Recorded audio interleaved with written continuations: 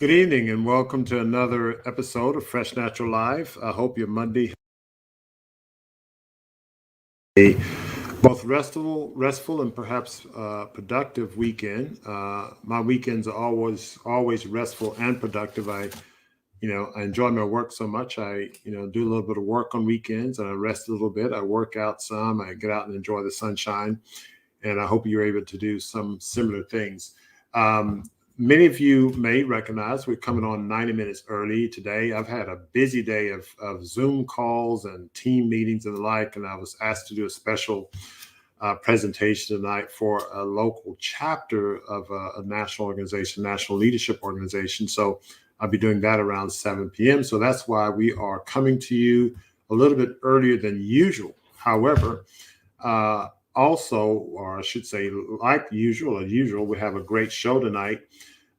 We've talked about this show before. Maybe several months ago, we touched on the endocannabinoid system, but we're going to really touch on this topic like we've never done before. We have some distinguished guests who are very knowledgeable about the aspect of the endocannabinoid system and how it has a broader perspective, a broader scope on our health than what you may think. And so we covered it more or less in sort of a finite manner last time, but we're going to cover a full spectrum today. It's the first of a three-part series. We're going to talk about the history of the endocannabinoid system. So as you know, the show is titled The Endocannabinoid System, A Joint History of Marijuana and Natural Health. So I want you to stay tuned, get your pen and pencils ready. This is going to be a phenomenal show, and you don't want to miss it.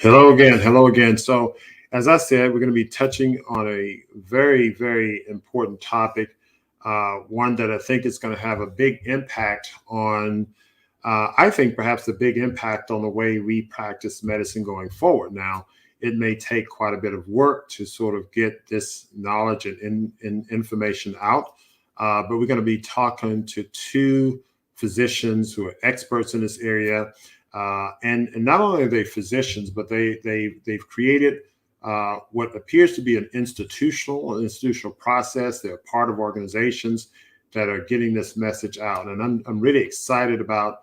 I've been excited to learn about this topic, and I'm excited about this discussion tonight. Our first guest is Dr. Rachel Knox. Dr. Rachel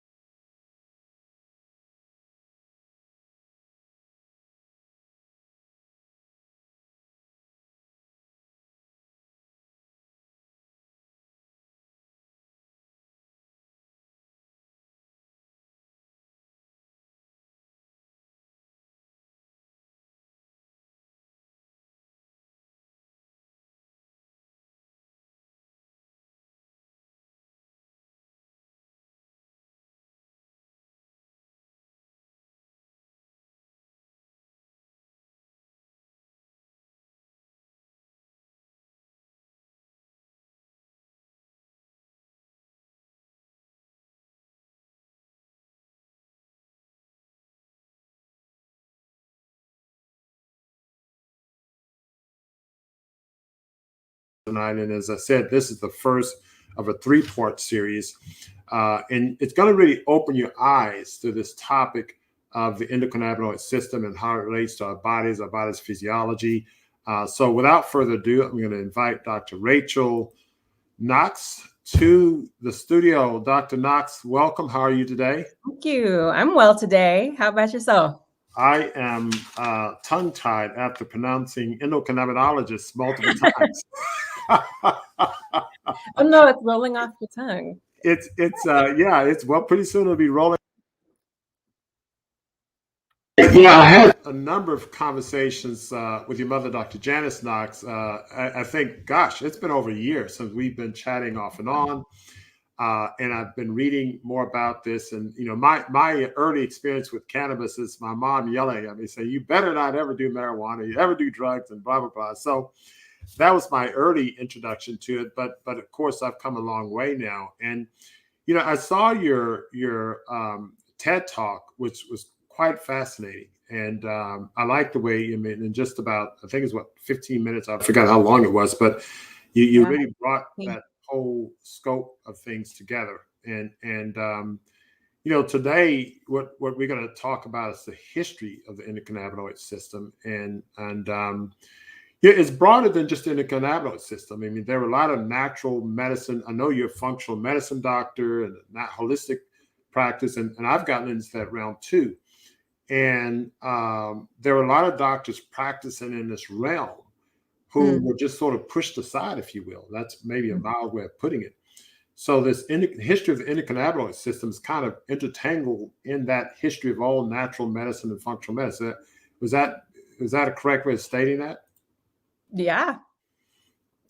So take us back, to, back to whenever, again, I saw your presentation. I looked at a number of others, and there were several things that came about, and there's some things that made me think that history is repeating itself. So, you had, this spectrum of medicine. Doctors were practicing natural healing. Cannabis was in the medical textbooks up into the 1830s, 1840s, the pharmacopoeia into 1840s, and just magically, disappeared. And doctors were practicing this format on a natural basis. Botany was a normal part of medical school, etc. I'm familiar with the story of, and you told it in your TED Talk about, Carnegie and Rockefeller who came and changed the way medical school and medical education went. And there were other guys like Hearst and, guys who were opportunists and so on. So take us back to this whole, give us a good background of that, if you will, and give us some perspective on the history of this, and maybe help us understand where we are today. Yes. So when we talk about the history of cannabis and the history of the discovery of the endocannabinoid system, we got to start at the beginning. And usually, we hear about the ancient Chinese pharmacopoeia, the Shennan Penchao Qing, which first detailed the medicinal nature of cannabis way back in 2737 BCE. It listed, this pharmacopoeia listed all sorts of botanicals for both their medical utility and agricultural utility. And cannabis just happened to be held in high esteem. And they even documented specific uses, for cannabis for medical purposes at that time. Around that time too, India. Now I'm talking about, the cultures that birthed, right, ancient healing, traditional Chinese medicine, Ayurveda still today. Well, way back then, the Atharva Veda listed cannabis as one of a total of 5 most sacred plants. And so we have to start way back then to really understand, the course that cannabis traversed to where we are now. A lot of folks don't know that cannabis, by the name of hemp, arrived in the American colonies around 1606. In 1619, the Virginia colony, by mandate of the British Crown, grew hemp. Homeowners, landowners had to grow hemp in 1619 because it was illegal not to. And what folks really don't understand is that 1619 was also the first year African slaves arrived in the Virginia colony. And hemp, as we even know it today, in all of its agricultural glory, was an American commodity crop from So, the so beginning of slavery until the end. I'm sorry. You said something that just so the British colonies in 1619 hemp growth was mandated. Was mandated.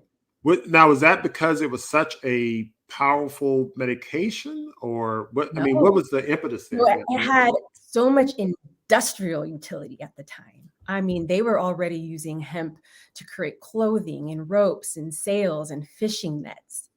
So this plant, right, cannabis, hemp, as we understood it on this continent back then, was an industrial product, Hmm. right? I like to mention that because we'll get there, but I like to mention that because right now in cannabis, we're having these conversations around social equity and inclusion and diversity, et cetera. And we fail to acknowledge that at the height of its production in around 1850, um, hemp was like one of three most profitable commodity crops in the United States. What were the other two? Tobacco and cotton. Okay, I would have guessed as much, but I want to hear from you. Yep, yep. As a matter of fact, the cotton industry was the hemp industry's number one, contractor, if you will, because the hemp industry supplied the cotton industry with its bags and bale rope, et cetera. So it was an Mm. enabling industry for many other industries in our country as well. And why this is important is because at peak production around 1850, we saw the arrival of cannabis for medical purposes. So a Okay. guy named William O'Shaughnessy, he had done some medical training in India. That's where he learned about cannabis, indica, which was used commonly for medical purposes. And he brought that knowledge back to his home country, Great Britain, and then the knowledge arrived here in the United States. And so cannabis was first listed in the US Pharmacopoeia as a medicine in 1850. Again, the same year we saw really peak production out of the hemp industry. So yeah, you got it right. Over the next 50, really 70 years, we'll say, cannabis as medicine became very popular, right? It was along with alcohol and opium, one of the top three medicines that physicians were prescribing, right? Pharmaceutical companies were making cannabis preparations for medical use. Eli Lilly, Park Davis, which is now Pfizer. They were the primary producers of cannabis medicines during Hmm. that time. And doctors were prescribing it for all sorts of things, Hmm. pain,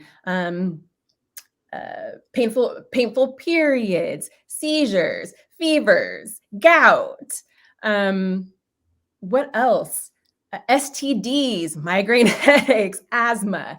I mean, you name the medical condition, and a doctor was probably prescribing cannabis for it during that time. Looking back on that history, did you get a sense for the efficacy of it at that time? I Mhm. mean, oftentimes, when you hear, historical treatments. I mean, let's say bloodletting for once. Yeah.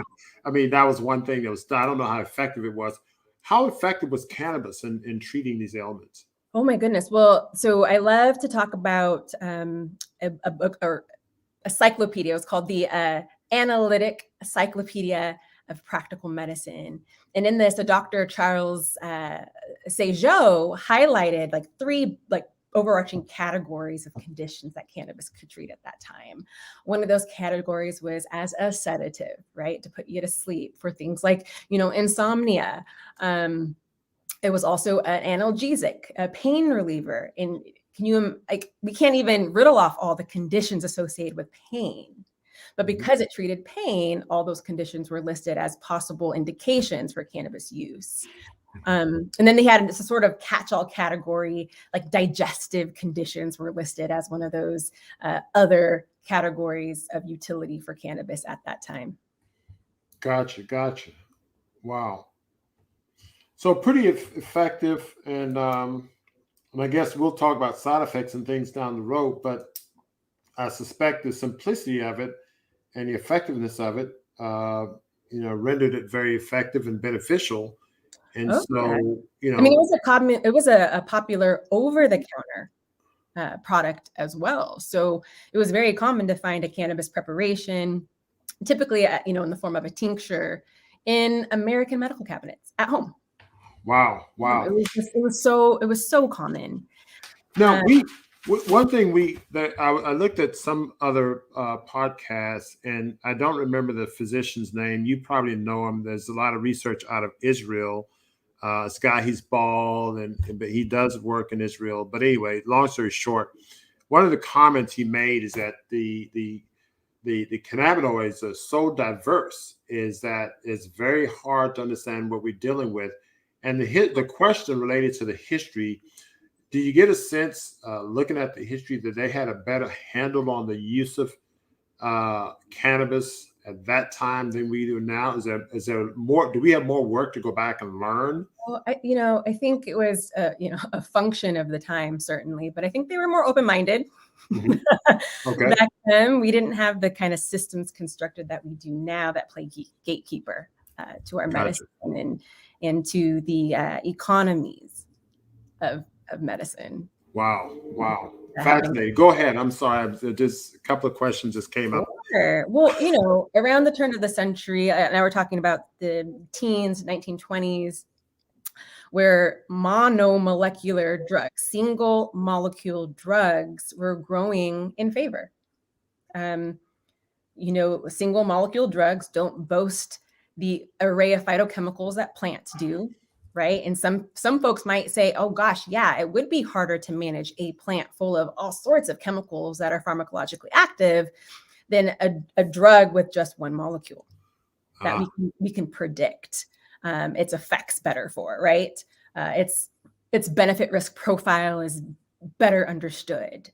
But what a lot of folks these days don't realize is that we doctors manage people on laundry lists of pharmaceutical drugs. So what is the difference between a plant with many cannabinoids and terpenes in them and the 20 drugs that we have a patient on? Plants probably more effective. Go ahead. With fewer side effects. Yeah, exactly. But so no, I mean, around that sort of turn of the century, plant medicine was falling out of favor, and it's not without the express efforts of folks like Carnegie and Rockefeller, et cetera, that had invested into petrochemical solutions, prescription drugs being one of those. They had a hand in writing the modern medical education system at that. And what do we know today? Well, a lot of our medical schools are still funded in part by pharmaceutical companies. I mean, talk about a conflict of interest, right? Large part. A large part. But around that time too, the industrialists that I mentioned in my TED talk were invested in cannabis, but more broadly than just, we're concerned with cannabis, but not just for its medical utility, right? Mm-hmm. I mentioned hemp before. At this time, hemp was touted to become the next billion-dollar crop in the United States. This is the early 1900s? This is 1830s, early 1940s. A magazine called Popular Mechanics published an article naming hemp the next billion-dollar crop and cited 25,000 industrial uses for it across agriculture and industry and nutrition, from animal and human feed to biofuel, hemp ethanol, for example, to building materials. In 1941, Henry Ford announced his hemp-built car. It was built using hemp plastic, which was like 10 times more durable than steel and fueled by hemp ethanol. We knew back then we could create hempcrete and hemp wood. We already knew you can make clothes and other textile-based commodities out of this plant. So no wonder it was called the next billion-dollar crop.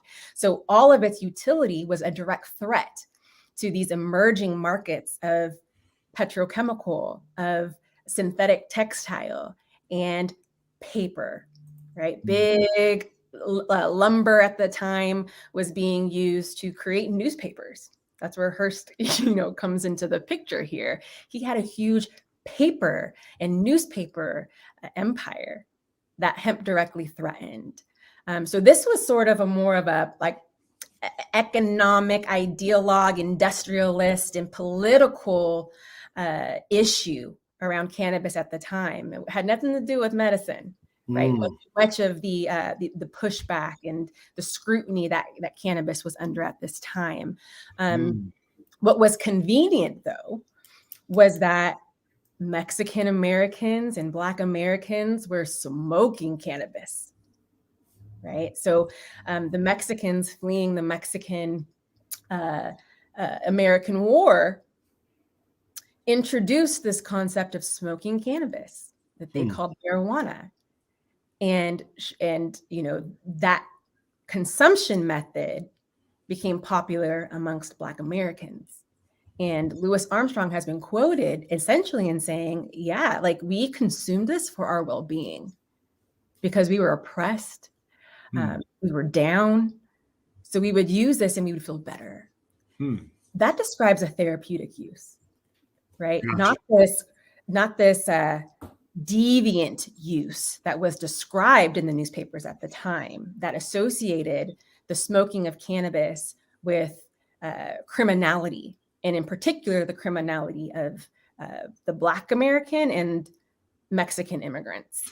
It's interesting that you mentioned that, because now, with that backdrop of history you gave in terms of the breadth of benefit that cannabis had with different ailments and the like, one can imagine the regular use of it as people may take a Tylenol or may do something else. If you have some ailment, digestive problems or whatever, or like you say, being oppressed emotionally, the regular use of cannabis could be very helpful. And you didn't have access to medical care in the sense of going to a doctor, et cetera, but you had access to this nutrient, if you will, right, yeah. That you can consume, and it would help. Is that your take on the perspective as you've studied the history? Yeah, no, it is. I think by and large, we see a pattern of people consuming cannabis for what I call today discretionary purposes, personal use.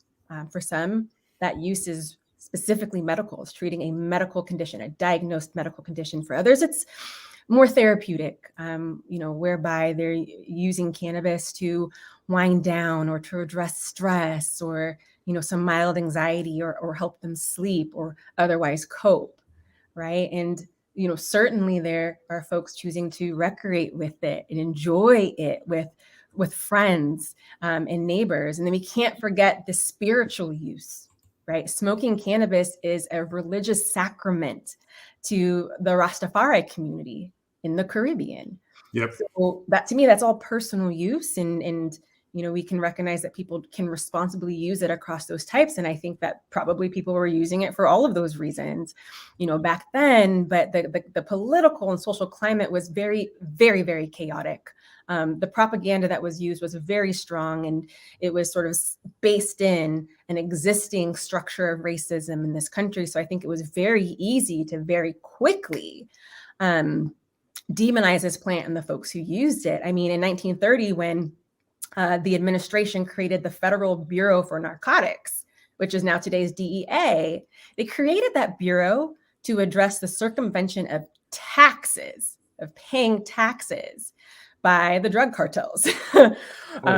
Right? So even then, it wasn't this public health crisis. Cannabis consumption was not a public health crisis. It was a taxation crisis. Oh, wow. We wanted to tax cannabis. So in 1937, we saw the Marijuana Tax Act signed into law. And what this tax act did is require that in order to cultivate, process, right, or manufacture, distribute, prescribe if you're a doctor, or dispense if you're a pharmacist, possess or use cannabis, you had to first get this stamp. So you had to be approved by the federal government in order to do that. Well, So they weren't saying it was bad and it was wrong. They were saying we need to collect taxes on this. well, I guess I can understand the motive there. If it was projected to be the next $1 billion crop, you want to try to get some of that. Yeah, revenue. for all the purposes, right? Yeah, yeah. But at the time, the American Medical Association was very upset because they didn't realize until it was too late what the Marijuana Tax Act was taxing. We called our medicine cannabis. Folks did not know that marijuana was cannabis.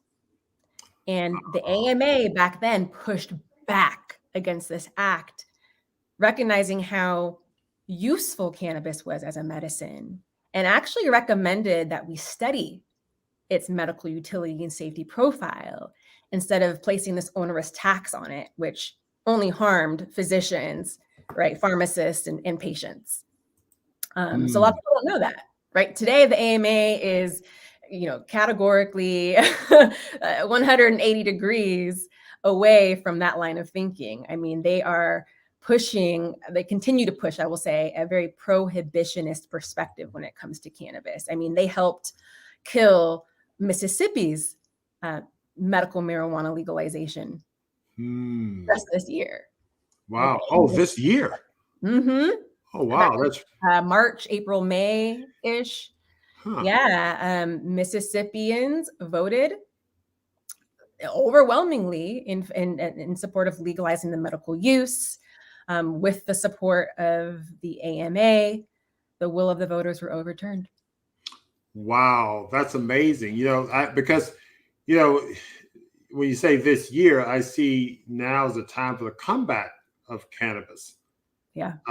Maybe that's just one digression from this comeback. I mean, do you see it coming back, or is there a fight? Is there a big resistance? Apparently, I guess with the AMA, I'm it's surprised. The same old powers that be. I mean, when you think about the utility of cannabis today, and today we're actually quoting 50,000 uses for this plant across hemp and all varieties of cannabis for its, like I mentioned, agricultural, industrial, medical, and nutritional utility. So our knowledge, the advancement of our knowledge has only shown us how much more amazing this plant could be for our society from both the medical perspective and really a socio-ecological perspective. When we think about how we can use the innovations of cannabis to address things like houselessness and homelessness, to address food security, right? To address clean energy. I mean, there really are no bounds, but we have institutions in this country that have been set up such that cannabis remains a threat to their bottom line. Wow. That's, it reminds me of, history repeating itself. I mean, the stories you're telling sound very familiar, not because I've read those particular stories, but, you just sort of change the nature of things, and we're almost, seeing the same thing played over again in this day and time. So it's amazing how that has played out. What I want to do, we're going to take a station break in a minute, but what I want to do is when we come back on the other side of the break, there's some names that come up, often, of course, Hearst, and of course, Carnegie and Rockefeller, and there may be some other names you have who come up who were among the more notable industrialists who really gave a pushback and changed medicine as we know it now. And I like to kind of get into that a little bit and sort of help us understand the details of that. I mean, it's great how you brought us back from antiquity to the 1900s. And let's maybe talk about some of the players that we've that played a role in this, as we know. So we'll take a quick station break, and we'll be right back.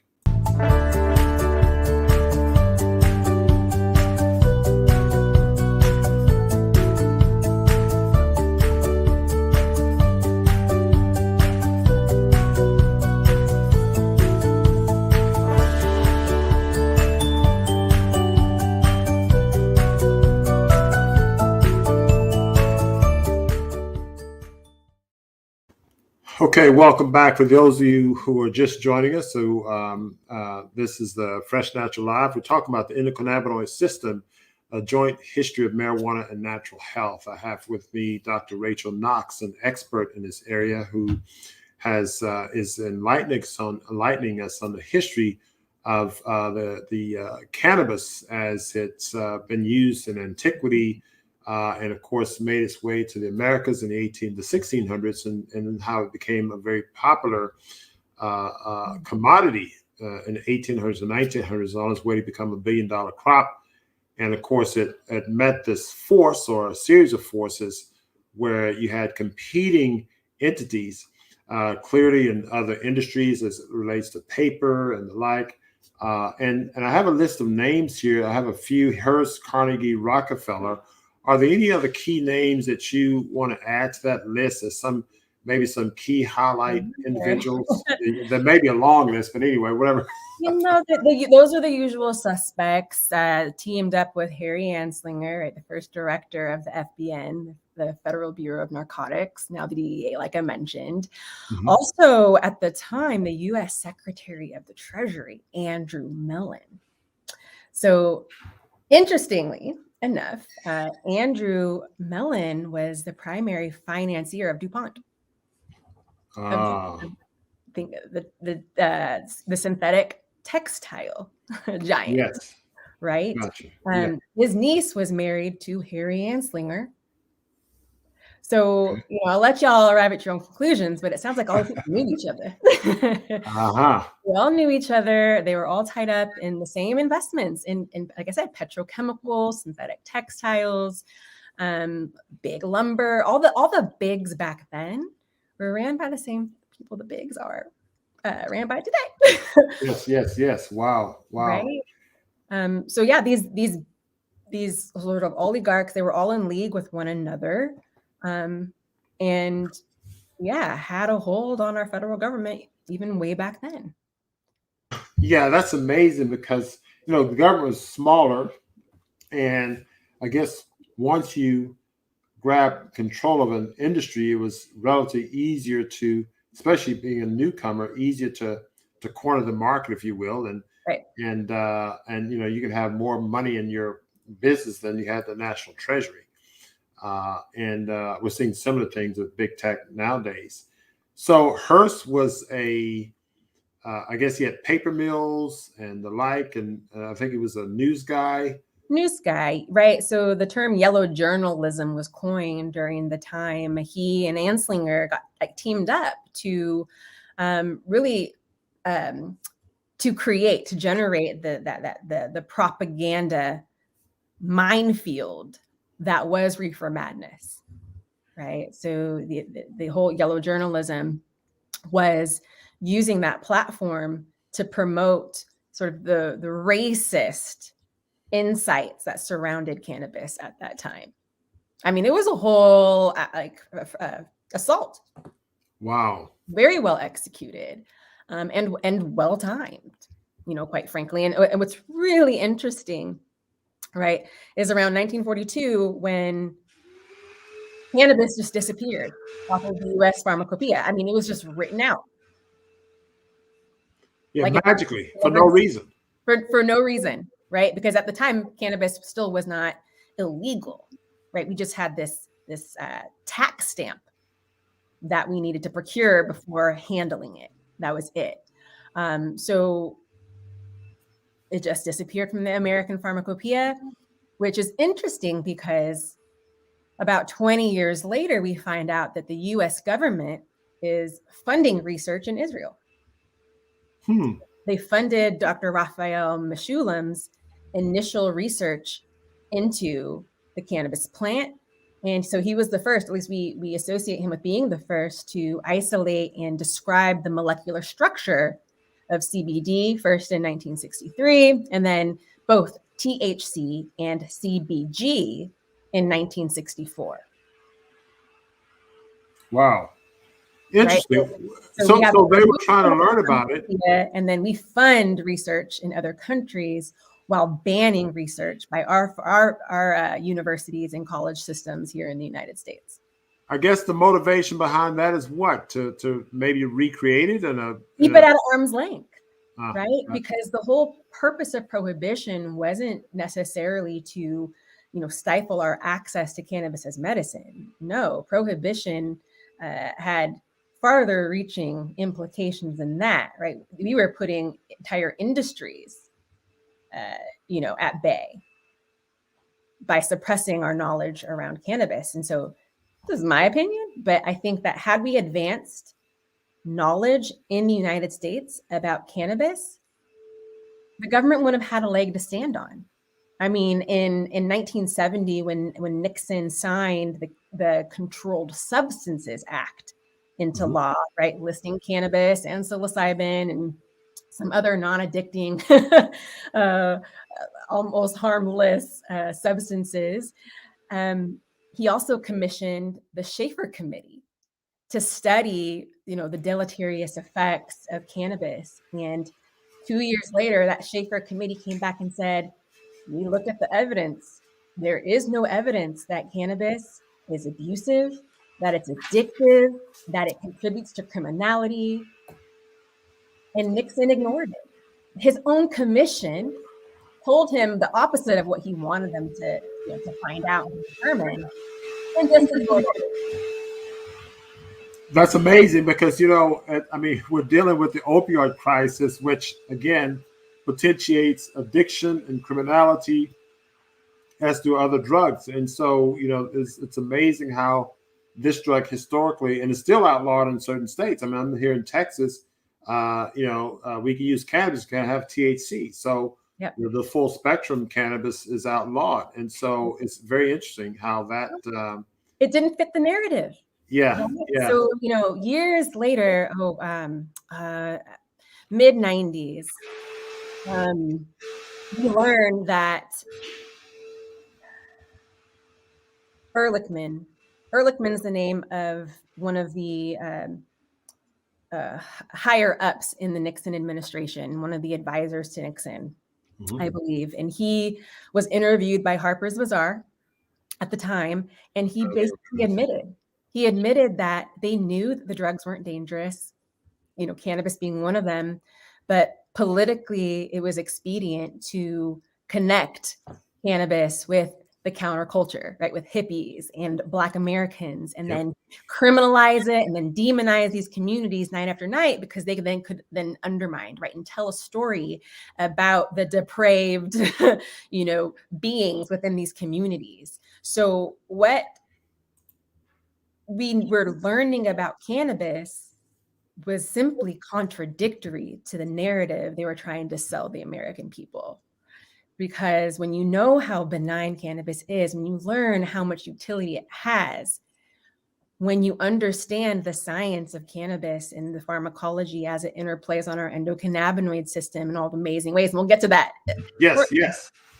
Then you understand why they wanted to suppress the information, right? The prohibition of cannabis, the criminalization of cannabis was just too good of a tool in controlling communities that our government wanted to suppress. Wow. So, so we're seeing multiple dimensions behind the suppression of cannabis. When you look at the whole hemp plant, how it competes with other industries historically, with paper and of course the single molecule drugs with Carnegie and Rockefeller. They wanted to sell chemicals to us. It competes with that, and then it was used as a tool to demonize certain populations, certain communities, if you will, and still is. It's amazing how this one drug, one plant is kind of intertwined in all of these different political motives, if you will, adverse, most of which. Fascinating. So where are we now with, you're doing a lot with your organization in terms of educating us about the endocannabinoid system. It's only been about, what is it, 15 years? Or how long has it been since we've understood the endocannabinoid system? Over 20. Over 20 Right? years. So what folks don't realize is that while for decades, the United States funded research on cannabis in other countries, right? They went so far as to prohibit American universities from studying this plant unless, right, they were studying it to uncover the deleterious, harmful effects of this plant.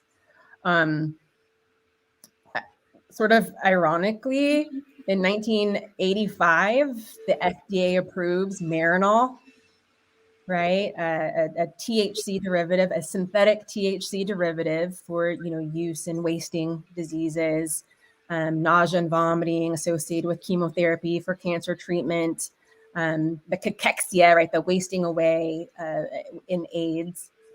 But it wasn't until 1988, like I mentioned in my TED Talk, that researchers decided to investigate how it worked. So the FDA approves it in 1985, didn't know how it worked. Researchers used synthetic. They couldn't study the real thing. So they couldn't study natural cannabis, but they could use a synthetic to do so. Yep. So they used a derivative of Marinol to investigate where THC bound in the human body and discovered the first receptor of the endocannabinoid system, CB1, right, in 1988. And between 1988 and 1995, researchers ultimately discovered what we now call the classical endocannabinoid system and its components, right? Its main receptors, CB1 and CB2, its main endogenous ligands, anandamide and 2-AG, of which 2-AG is actually the more prolific. And then, degradating enzymes that broke them down, the enzymes that created them in the first place. And so we've known that. We've known about this system, even its primary mechanism of homeostasis, since the early 90s, right? So we're more than 20 years post the discovery of this system and its principal mechanism of action. Wow. I was in medical school back then, and not a word was mentioned. Not a word. Not a word was mentioned. Yeah. Fascinating. So we, again, cannabis is legal in a number of states. I don't know how many, but it seems to be making a comeback. There's a commercialization of it. What do you see things, or what needs to be done? I mean, one presenter talks about how the endocannabinoid system is very complex. Cannabis plant is very complex. You get one concoction, you make it, you get a result, and then you try to reproduce that concoction, and you may not get the same result. Is it our lack of understanding, lack of standardization? Where are we with the use of cannabis, and from the scientific aspect, is there more work that need to be done? Where are we right now? As is the case with anything, more work can always be done. There are over 24,000 research studies that have been conducted between cannabis and the endocannabinoid system. Many of those are on cannabis and the endocannabinoid system. It is sort of head scratching for me when I hear colleagues continue to purport that there is not enough research on this plant. There's not enough known about its pharmacology. There's not enough known about the physiology that it works on. That is not true at all whatsoever. Is there a dearth of gold standard clinical trials, right? Or randomized placebo-controlled, RCTs? Yeah, but that's because our country has prohibited the clinical examination of cannabis, right? That's right. But what's interesting is that we actually know a lot about the pharmacology of THC and CBD specifically. We're learning more about the other cannabinoids. We know a lot about terpenes. A lot of studies have been done on essential oils. And so we actually know a lot about the single molecular mechanisms of action of these molecules alone. We know that. There is also a lot of research on the physiology and pathophysiology of the ECS as it pertains to very common disease processes.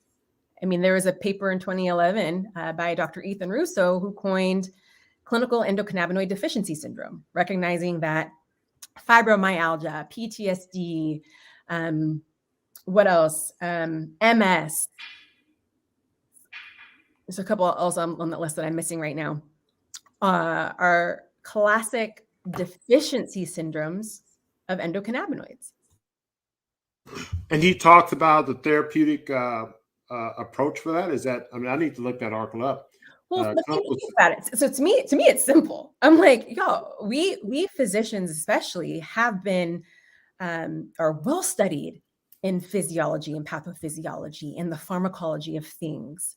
And we are trusted with making clinical decisions around applying pharmaceutical drugs or other interventions with pathophysiology. That's what we do all day long. We interpret the science and make clinical decisions that we feel are in the best interest of our patients based on all of that information, the benefit and risk profile, et cetera, et cetera, et cetera.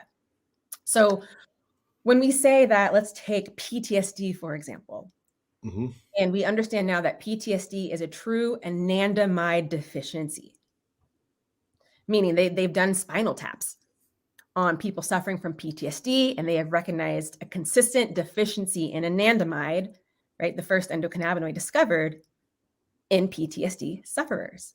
When PTSD sufferers consume THC, they feel better.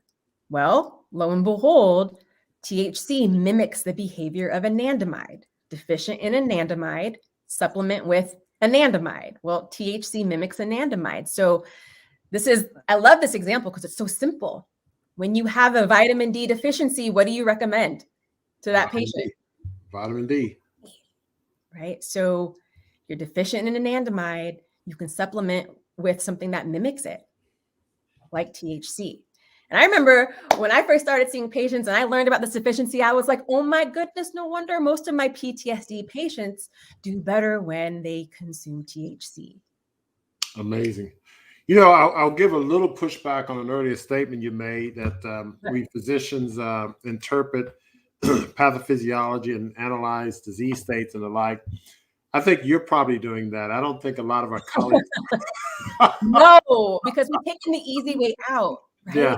We have allowed corporate medicine to happen to us. We have allowed the bureaucracy of medicine to happen to us. So my sister and I got dual degrees in medicine and business. So we went to Tufts. It was the only program that offered the dual degree in 4 years. So we're like, Tufts, we're going to Tufts. Okay, wow, that's great. But it was also the school with the oldest MD MBA program. So we were very, very, very, very proud to be alumni of that program. But I'll tell you, when I learned the business of medicine, I was shocked. I was shocked for two reasons. I felt that every medical student should be educated in the business of their craft. Why did I have to pursue an additional degree outside of my MD to learn the business of my profession? Like, in what other industry does that even make sense? And then two, I recognized that we were really in the midst of increasing and enhancing, participating in the big business of medicine, the big business of sick care. Yeah. Well, I mean, I think to answer your question, why we're not trained in it, it's designed, our medical training, and I now call it an indoctrination. I mean, it's I think even below a training, and we're indoctrinated to become really cogs in the wheel. Cogs in the wheel. That's the big business. Yeah, and that's exactly I mean, I don't want to be too derogatory because I have respect and love for my colleagues, but unfortunately, we just do what the drug reps tell us. I mean, We're and yes and no. We're yes men and women. yes, In that's this right. space, That's right. for sure. And very little thinking is going on. I mean, it's just it's mind-boggling. I mean, it's just mind-boggling. And we check boxes. Medicine's become more cookbook medicine than anything else.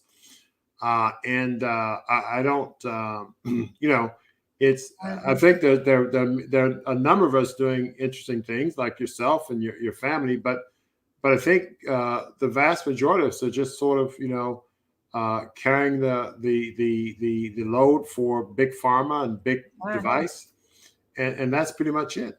And we've normalized sickness. Yes. Oh, We've yes. normalized chronic disease management. We've really finessed the whole pill for an ill ideology. Oh my goodness. My And we goodness. don't ask questions. That's exactly right. We don't ask questions. I think I don't know. The mind is empty. Physicians, I just don't understand. And we use a lot of nutrition and other natural health modalities, and we see lots of great results. And from your TED talk, you talked about how many of the natural healthy lifestyle practices stimulate the endocannabinoid system, and it really made sense in terms of the broad spectrum of benefits that you get from doing these things. And it's just amazing how when a patient will go back to their primary care physician, whatever, after making wonderful changes, getting benefits, that there's, to your point of not asking questions, there's no level of intellectual curiosity. It's like, well, just keep doing what you're doing. And And I mean, I've had patients tell me that they noticed that they would flare if they ate food, like arthritides, right? Their joint pain would flare if they ate certain foods. Or other patients, right, who have cancer, who ask their oncologist if there's anything they shouldn't be eating as part of their, care regimen. And these doctors will tell them no, right? What you eat has nothing to do with your joint inflammation. No, what you eat has no influence over cancer growth. You kidding me? And not to mention, your patient is telling you that when they eat something, they have a joint flare or a psoriatic flare. oh my goodness. So for you not to make that connection even tells me how indoctrinated you are. It's mind-boggling. It makes my skin tingle. It's just amazing how we've been. I mean, I don't know. It just seems like someone has slipped some toxin in the drinks of every physician before they graduate. I don't know what it is, but it's just some level of indoctrination that's beyond my scope of understanding. But thank God for doctors like yourself, your family, and this is a wonderful overview of the history of marijuana. We had a number of questions I want to get to. Someone asked, and we're going to get to a lot of this in the second series, but since a couple of questions. One was on dementia and Alzheimer's. Is that something that cannabis has been shown to be beneficial, even though we're going to cover the science? Mm-hmm. We're still in history. So Okay. In 1999, the federal government, by way of the Department of Human and Health Services, applied for a patent. Patent 6630507. You can look it up. And this patent was on cannabinoids as antioxidants and neuroprotectants in the treatment of neurodegenerative disorders like Alzheimer's, Parkinson's, Huntington's, in ischemic diseases. What are those? Stroke, heart attack. Read this patent, folks. It was awarded in 2003. What's the patent number again? 6630507. 6630507. Okay. Wow. Okay. I will look that up. One last question. Hiding in plain sight, folks. Oh my goodness. That's and I understand that some big businesses are trying to create GMO forms of marijuana. Oh yeah, that's what happened for decades. Yeah. Oh my goodness, we need to. Y'all gonna have to, in the next series. You're gonna have to help us with a solution to that. Barbara Saunders asked about psilocybins from mushrooms. Can you give a quick word on that? I know we're going to get onto the science of this later, but Yeah, I mean, so interestingly, research had been conducted on psilocybin before it was placed on within this Controlled Substances Act as a Schedule I drug. So even before that, we knew how beneficial it was in the treatment of depression and anxiety. So that one is an interesting one. But who was consuming psilocybin, right? Folks who represented the counterculture at the time. So it's sort of no wonder psilocybin, LSD, cannabis, right? Both marijuana and hemp found their way onto this Controlled Substances Act and were classified as Schedule I drugs. From there, you can criminalize it and incentivize people to not use it, right? So we've known a lot about psilocybin for a very long time. And I think, oh gosh, I mean, just our staggering and increasing rates of mental health disorder in our country and around the world. And honestly, just sickness in general. I think people are actively seeking other solutions, and they're tired of being lied to. The University of Google places a lot of this information at our fingertips. And I think people have just grown so desperate, they're willing to try anything. So people have tried cannabis and they're like, oh my God, it works. Like what? It's illegal. This is crazy. And I think people are coming to the same conclusion around our psychedelics. We have research that has failed to demonstrate that psilocybin or cannabis are as harmful or as addicting or as abused as they've been purported to be. They just aren't. The evidence isn't there. Psilocybin is a lot less stigmatized, right? So it's no wonder that it's getting through FDA, phase 1, 2, and even 3 studies. And I mean, the last thing I'll say is that psilocybin, like several other psychedelics, like cannabis, and cannabis could be considered a psychedelic, work on the broader endocannabinoid dome, right? So an endocannabinologist like me is impartial, right, to what tools we use to address dysfunction. Sometimes cannabis is an effective option and psilocybin not. For someone else, psilocybin might be the first line, followed by cannabis, or a combination of the two. And that's just two of many, tools that should be in our arsenal to address dis-ease and disease at its root cause. So yeah, I mean, psilocybin, I'm in Oregon. I'm on the psilocybin advisory board here. My principal role is in health equity, and I have a lot of experience in the cannabis space, and I'm really the only one on the board that comes to the board with experience in the cannabis space. So I get to speak on it from many different perspectives, like I mentioned, health equity to cannabis insights, but then as an endocannabinologist too. Fascinating. So it's been interesting. So a lot more, we can say a lot more on psilocybin. Wow. But our phase 2 trials have been demonstrating its remarkable effectiveness at treating anxiety and depression. There's even evidence that it can treat some physiological issues too, like immunological disorders, autoimmune disorders, chronic pain disorders. There's even evidence that it can help curb addiction to other drugs. Wow. So a lot more on the psilocybin front. Amazing. Dr. Knox, thank you very much. Give Dr. Knox a digital round of applause, everyone. This has been very, very enlightening. And, I took copious notes here. And, our part 2 is going to get into the science. You've touched on that some. Part 2 is going to get into some of the science of the endocannabinoid system and how these different plants affect it, how our lifestyle affects it. And I think it's going to give us some insight in this wonderful world of the endocannabinoid system and how it affects our body. I remember your TED talk, you talked about how we thought the brain really controlled everything, but you had this endocannabinoid system that probably has more of a universal component, more so than our central nervous system. So I look forward to getting some insight on that. So everybody, stay tuned. If you And Dr. Knox, I will see you backstage as I close out. Thank you very much. This has been a great show.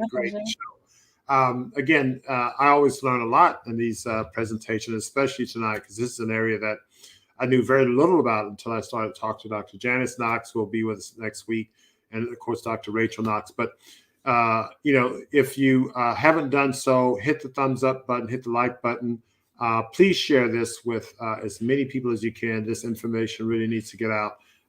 And of course, join us next week because we will be talking about the science of the endocannabinoids. So you don't want to miss that. We will be at our usual programming time. Also, just want to share with you that I am having another webinar on November. It's November 6th. And it is, I'm going to share with you briefly. It's on how to naturally reverse insulin resistance, the underlying cause of type 2 diabetes.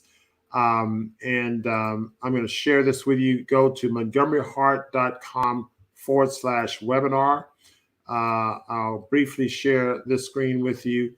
Oops, I didn't share it the proper way. Let me do it this way. Hold on. Before I close out. Okay, so here's the webinar, how to naturally reverse insulin resistance. Again, montgomeryheart.com/webinar. You can go to that and you can sign up. Hurry up, there's limited seating. It will be November 6th, 2021. I will also answer your questions on COVID-19 and the upcoming flu season and any questions on the endocannabinoid system, since I'm learning so much about that. But anyway, join us next Monday at 7 p.m. And I hope to see you at that time. Please share this, as I stated before. And until then, keep it fresh, natural, and live.